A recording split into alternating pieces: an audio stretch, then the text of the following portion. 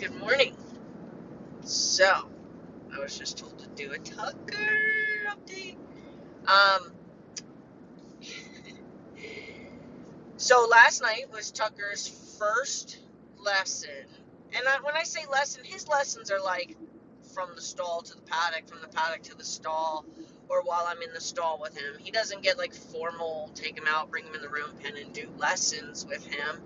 He gets lessons in his daily handling, and that's like the best time to teach them their manners and the things that they're going to be expected to do for you throughout their lives. So last night on the way in, I zoomed in. I have to edit out a couple pieces and zoom in on specific things. He does get excited and does do a little bounce once or twice. From today, he did it on the way out. He's never done it on the way out, but he's done it now 2 times coming in, where he'll do this little spring fever bounce.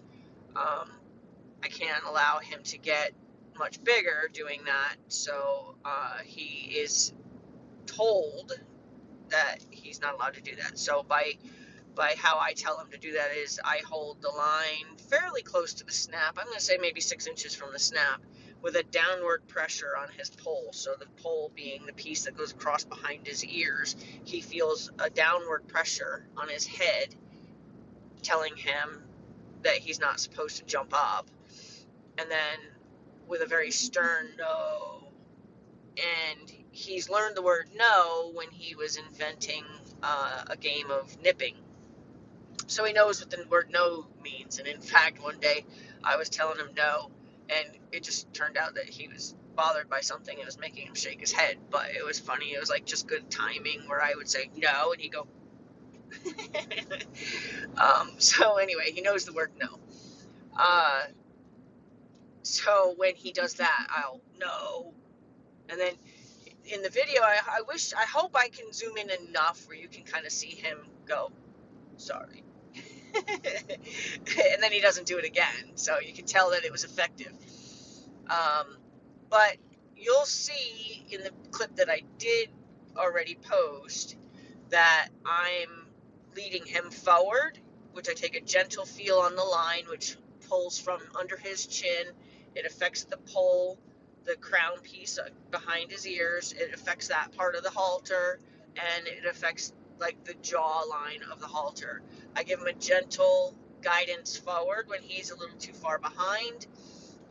Once he gets into the right spot, I release to create a swing in the line so he knows that he found the right place to be. If that causes him to overachieve and go too far ahead, then I will take a gentle pressure downward, but also like back towards my hip. So like when he rears, that's down straight. When he's going too far ahead, it's down with a backward pressure towards my hip. The down is to avoid him jumping up because he's ahead of me. If I were to just pull on him, I could swing his head around and flip him over. So I have to be careful to make sure that I keep it feeling downward so he doesn't think to jump up. The backward feel will put pressure on the noseband of his halter and would cause him to block him from going any farther forward. I don't change my gait. So that's important too. Like I stay walking with purpose, and then I manage him and show him where he should be in line with me. I don't stop and cause him to stop and then catch up to him, because then he won't understand he's looking for a sweet spot while we walk. So my gait doesn't change in any way. I just manipulate him while we're walking. So when I put that pressure there, I'm continuing to walk. As he falls back, when he gets in the right spot, again, I create the swing in the rope. There's a couple spots in that video, I think 2 or 3, where you saw him find that sweet spot and you saw the rope swinging. Unfortunately, my pickup truck was parked right before we got to the barn, and he was a little alerted to that. I do have that on video, but I did cut that piece out only because it wasn't important. It was, the important part was the lesson. Him going, oh, about the truck, he didn't panic. In fact, I can even, if people want, I can show that piece. He just got closer to me, and you can hear me saying, "Mommy's not afraid of it. Mommy's not afraid of it. You don't need to be afraid of that big truck." And you'll see his legs settle in, and he walks, like, because we're passing the camera at that point, so you can only see when he settles in is like his hind legs walking normal. Just didn't seem like an important piece to share, but I have no problem putting it up. This morning he bounced twice. That began with a shake of the head.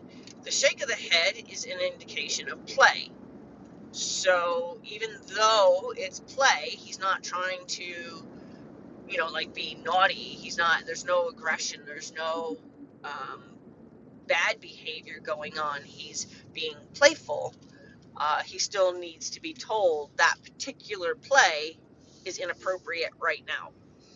When I turn you loose, bounce around all you want, but you're not going to bounce around next to me.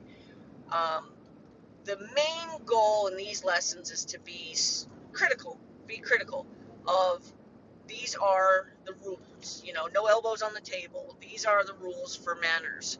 You must walk here, you must walk calmly, you must walk attentively, and in this particular position.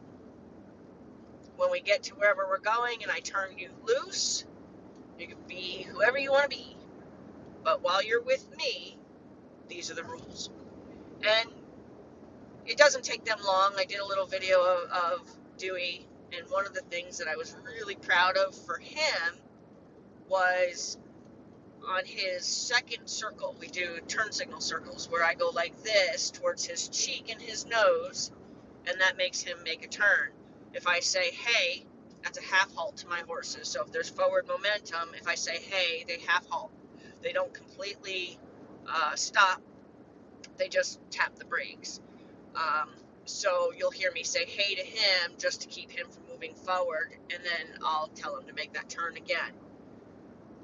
What I was proud about for him was he had 3 horses behind him having a little celebration, bucking and running and whatever, and he did not for even a split second. There was no time that I felt him lose his focus on me.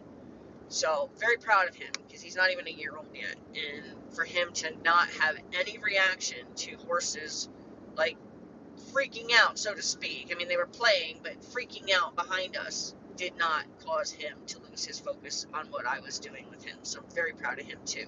So look for that video as well. It's like a 1:47 video. All right. Well, everybody have a great day, and I'll post videos of Tucker in his process of learning where to walk when we lead in and out of the paddock.